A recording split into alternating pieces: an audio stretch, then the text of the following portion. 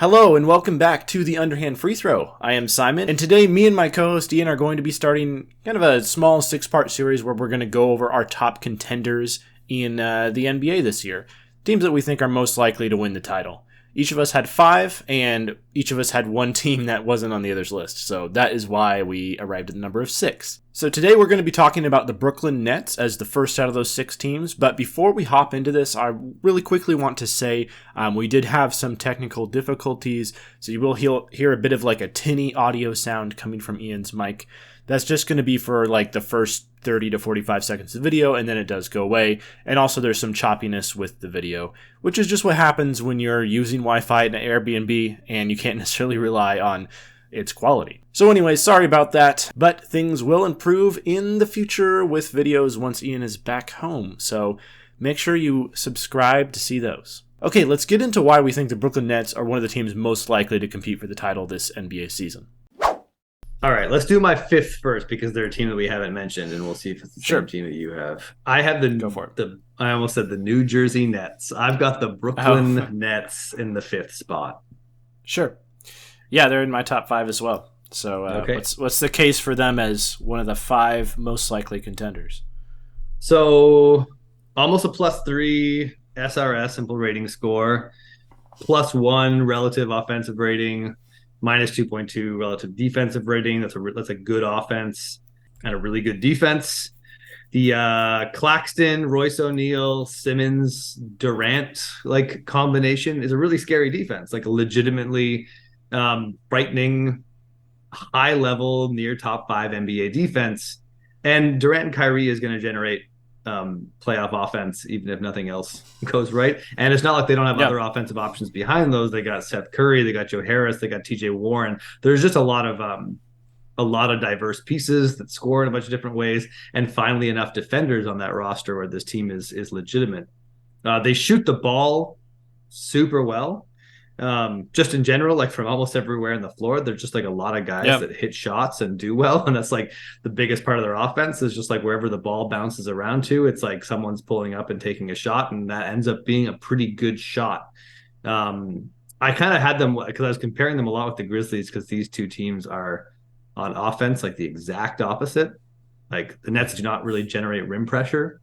And they lose the possession battle all over the place. Like they don't generate turnovers, they don't get offensive boards. But at the end of the day, this team is like they run at least 9 deep. They're gonna have a great playoff rotation. It'd be insane not to believe in their offense, considering some of the names on that team and how well they've been playing. And their defense kind of keeps getting better as Nicholas Claxton ascends. And right before our eyes, we're watching Nicholas Claxton become a legitimate defensive player of the year candidate. If it wasn't for a guy over in Memphis. Yeah, I mean, that's kind of where I'm at with the Grizzlies, too. It's just been more of a development and trust in their defense, and Simmons gradually playing better. Well, I mean, I guess not necessarily offensively, but defensively playing better, right? Nicholas Claxton really becoming like a legit rim protector.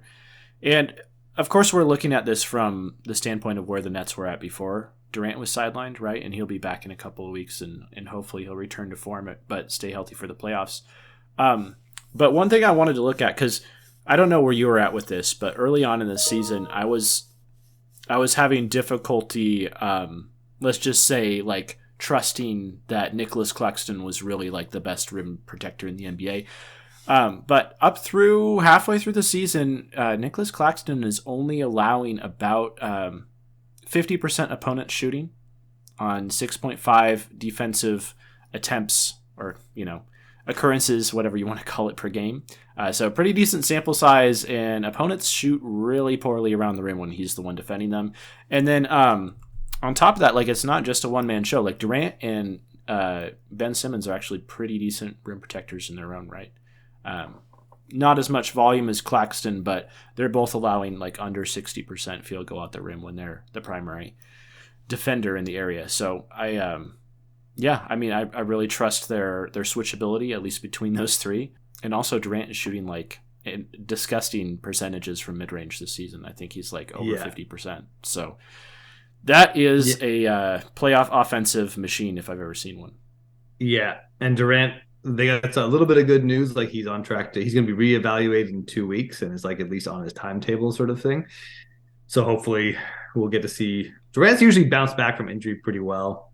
I do want to talk a little bit more about what you said about Claxton, because I feel like maybe I watch a one Brooklyn Nets game a week, and it feels like every time I come back and watch a Brooklyn Nets game, like Nicholas Claxton has just gotten like 5% better at defense. He was great to start the season. He's been like in the past, he's been athletic around the hoop and very good at switching. Early this season, he really upped his rim protection and was still good at switching. Sometimes it would be like a little bit shaky as he was like getting switched out in the perimeter and rotating back into the paint as the primary rim protector responsibilities came into play. But he's getting better and better at that. He can switch out on a screen, force someone to cough the ball up, dive back into the paint and make a play. And that kind of defense, is like what made like Ben Wallace so special in the early 2000s. Like essentially his ability to kind of like to show on a screen and roll and kind of like deter drivers at the point of attack and then just teleport back in and sneak up on guys and make these big blocks. I'm not saying Nicholas Claxton is Ben Wallace level, but he's starting to do he's starting to do things that I consider like, only like all-time great defenders are able to pull off this kind of thing. So as he gets more experience and more reps and the team puts a lot of trust in him, because we've seen the defensive ability from him for years, but he's really being empowered and being given a lot of opportunity and been core to what they're doing. And like you said about if the other two guys, like if they're bringing in secondary rim protectors and it's Ben Simmons and it's Kevin Durant, like that's just a really, really mean like rim. And they are second in the league in opponent shooting efficiency at the rim. So like that's just a lot of rim protection. Yeah. I also love that Royce O'Neal's like the fourth best defender on the team. Yeah. Instead of like in Utah where he was best defender in Utah, just like, or the second best. Yeah. Like he's just great as an extra defender when he's not being like, oh, you have to guard like the best point guards and the best wings in the league or our defense falls apart. Like that was never really fair of him, but in this role he's doing great. They're also like, I feel despite it being like a Kyrie and Durant team, there's a lot of like equal opportunity offense happening where you're seeing a lot of guys get to handle the ball or move off the ball and get looks as spot up shooters and stuff like that. And it's just like, yeah, Brooklyn looks good. Like Brooklyn. Yep, me too. I just hoping for health because it would be nice to see. I mean, not that the East wasn't competitive last year, but it would be nice to see a couple more teams that maybe have more of a feasible shot of coming out of the East this year. And I think the Nets could definitely, challenge, a team that I'm sure we'll talk about coming up. Yeah, I like their depth too. Like I like some of the pieces in the back end of the rotation. Like even if they run a 9-man rotation in the playoffs, that's still gonna, if like they're still gonna have like Seth Curry, TJ Warren, Yuta Watanabe, who's been super solid all year for them, and just a great hustling shooter. Still not missing from the corner, still shooting 50% from 3-point land overall. They even kind of have extra players. They're not really using Cam Thomas that much, or Edmund Sumner is kind of just like popping in every now and then. Patty Mills has barely played. I know he's getting older. Markieff Morris, like there's guys that in a pinch, like they could fill out their rotation. Yeah, I mean, I don't think any of those guys will never necessarily get a ton of burn in the playoffs, but yeah, I'm just saying, like it gives them some injury resiliency. Like if someone went out, there's the extra guys who could be rotation players. So yeah, I'm into the Nets.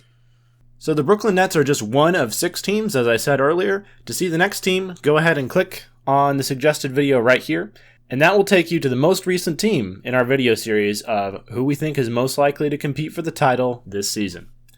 I'll see you there, and thanks for watching.